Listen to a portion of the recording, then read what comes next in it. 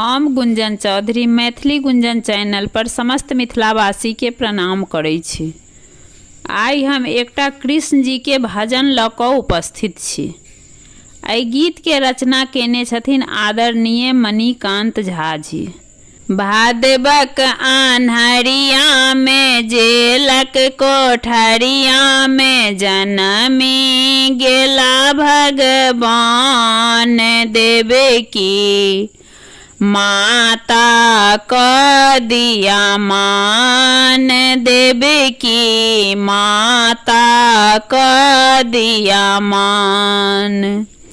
रोहिणी नक्षत्र छलै तिथि निज अष्टमी बरसी रहल मेघा चमकी रहल बिजली। रोहिणी नक्षत्र छलै तिथि निज अष्टमी बरसी रहल मेघा चमकी रहल बिजली।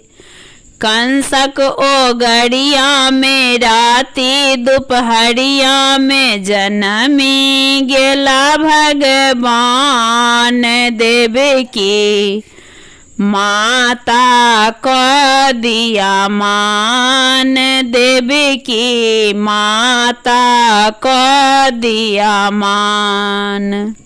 माथ पर छीटा में शिशु के उठावल वसुदेव बाबाजी मोहन नुकाओल। माथ पर छीटा में शिशु के उठावल वसुदेव बाबाजी मोहन नुकाओल।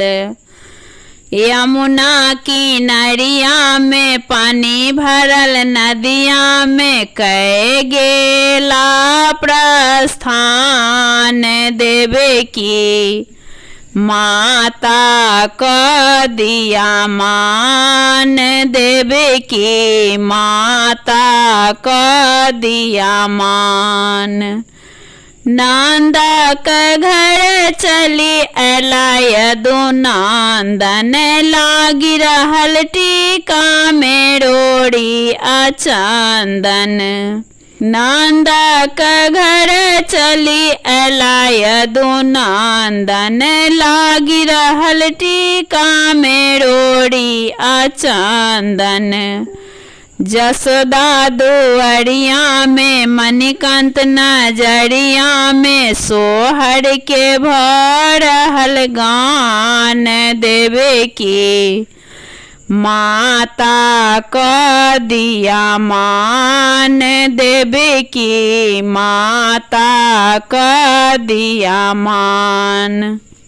भादवक आन्हरिया में जेलक कोठरिया में जनमी गेला भगवान देवे की माता क दिया मान देवे की माता क दिया मान।